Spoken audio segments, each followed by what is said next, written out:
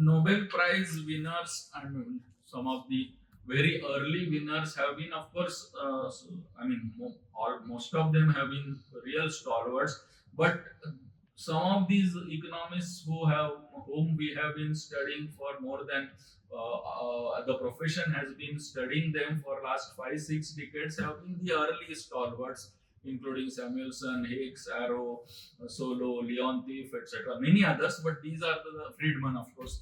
These are the names whom every economist of any persuasion generally knows and have been following their work, because they are, as I take it, they are like the worldly teachers. I mean, their importance is not just in winning that coveted Nobel Prize, but economics as a discipline has progressed a lot because of some of these contributions of some of them, Hayek, Myrdal, and many others, of course, subsequently. Then Lawrence Klein, who was the first econometrician to get it, and then we all know now the importance of econometrics in our data analysis, etc.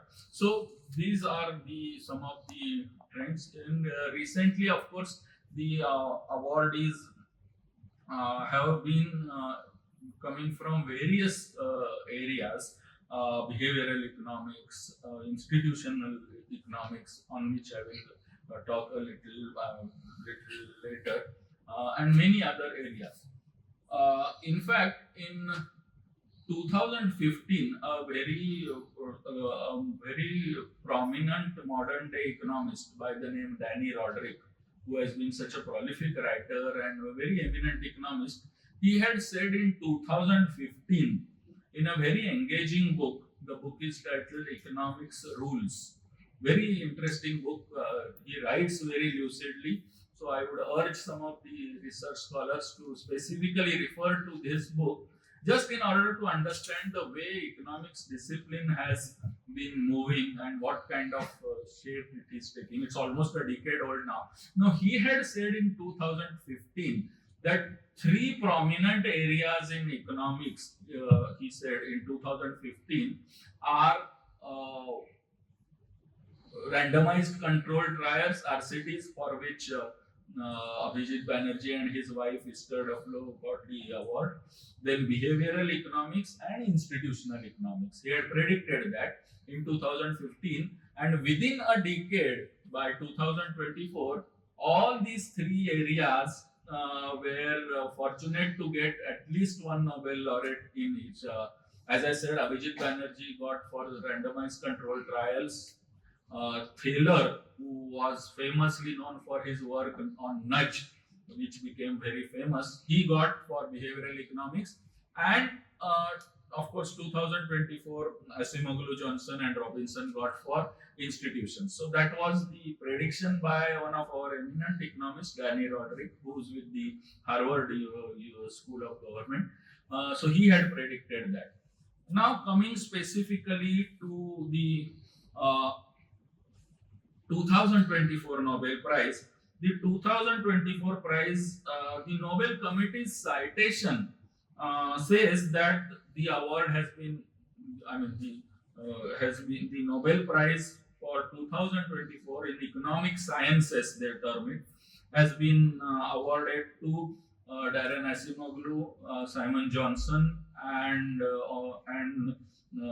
James Robinson, for studies of how institutions are formed and affect prosperity, is their citation. So clearly, institutional economics was back once again at the center stage of the profession. Now, why I am saying that it is back once again, a little bit of history I will just mention, hopefully very briefly. Thorstein Veblen, one of the prominent economists more than a century back, had written a very provocative book in the 1890s or so, almost 120 years back or more than that, called The Theory of the Leisure Class. Okay, and the subtitle of the book was also Economic Study of Institutions. Mind you, this is a book of 1894 or something like that. Then subsequently, without going too much into the details, Wesley Mitchell and John Commons were known as that time as the institutionalists. This is called the old school of institutional economics. Now what we have today is what is called the NIE, that is a new institutional economics. Some more bit about that a little later. So then from there onwards, really the study of institutions in a very broader sense began as some kind of a matter worth pursuing for most of the economists, because the importance of institutions was underwritten in all these works. Then subsequently, Schumpeter, in his Capitalism, Socialism and Democracy, as also in his theory of economic development, does mention institutions as an important factor. But leaving at that, see what I am mentioning the names of Schumpeter and some of the others, it was not a centerpiece for their main arguments. I mean, we all know Schumpeter basically concentrated on innovations and entrepreneurship as the engine of development. But nevertheless, institutions became an important factor in the domain of economists. As I said, right from Veblen, subsequently it had lost relevance. Then Schumpeter, then when Galbraith wrote American capitalism concept of countervailing power, he referred to institutions. And then we come straight to the Nobel Prize winners.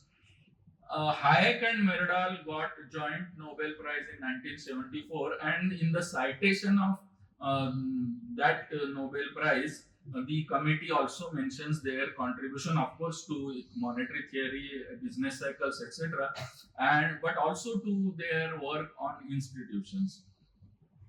However, then Ronald Coase, I mean, we all know Coase theorem and all that, transaction cost, for which he was famous, also in a sense was pioneer in new institutional economics. But the very major part, and which is relevant for Acemoglu's prize, was the contribution of Douglas North, who got the Nobel Prize in 1993 along with another economic historian, Robert Fugate. And he really defined the term for the first time in a proper sort of way. And he said that institutions are like the rules of the game, or humanly devised constraints which structure human incentives and interaction. So this was in the 1990s or a little before that, through his work, that the profession could define, because otherwise institutions is a broad term, is a nebulous term, and anything is institution. It can be Reserve Bank of India, it can be anything. But what is implied by the term institutions is something which Douglas North, for which he also got the Nobel Prize, he really pioneered the term, and since then the profession has been using this word as a motherhood statement. Anything institutions, what is institutions? Rules of the game. Some mechanism, some apparatus which sets the rules of the game, and organizations, as North himself said, organizations are the players. So it's like, you cannot, this is not an exact analogy, but it's like umpire and players, so to say, in a game.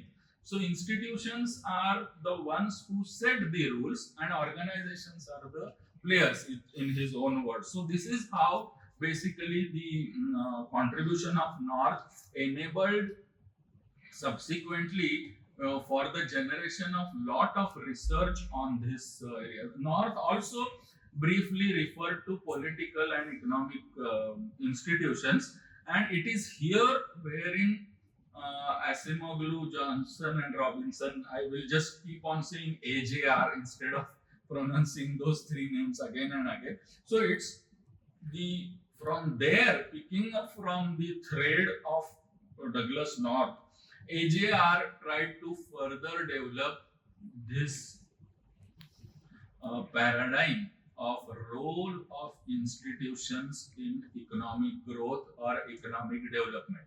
And as an economist, I am fully aware that economic growth and development are not the same thing, technically speaking. But right now, I am using the words as some kind of a synonymous because it's where their contribution has been major.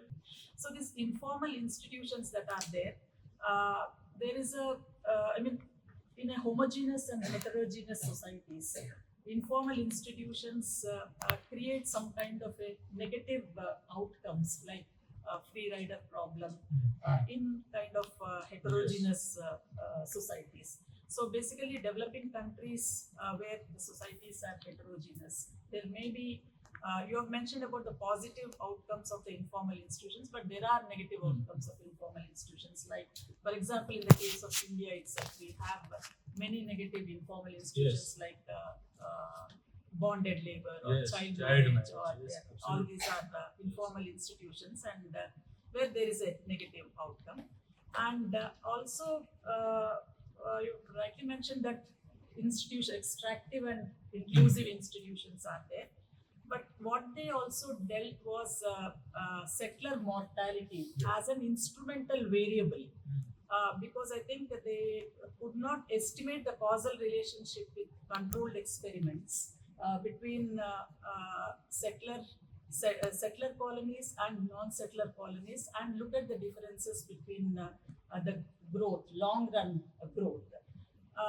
And then where there are, of course, Western offshoots are there. For example, we look at US. US is a settler kind of thing. And then Australia and New Zealand and all these. These are Western offshoots where they're settled there, and then those societies or those countries have economically grown because of the institutions that were set up there. Whereas in other kind of colonies that are there, Africa, West Africa, Ivory Coast and all these, because of their settler mortality being high, they could not settle there, and then the institutions were extracted there, and then that was for the detrimental of the long-run growth of those countries. So extraction that way also has benefited a small elite, and then there's also a comprador that's there within that country, which join hands with this colonizing country.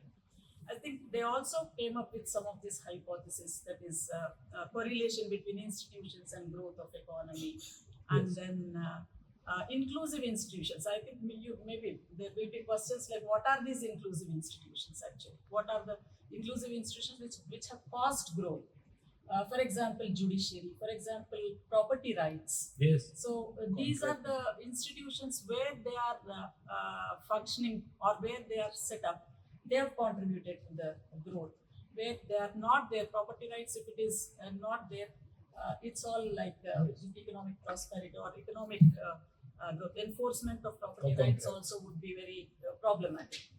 So maybe you can also, in the course of the discussion, you can mention about the, contributing institutions and negating institutions that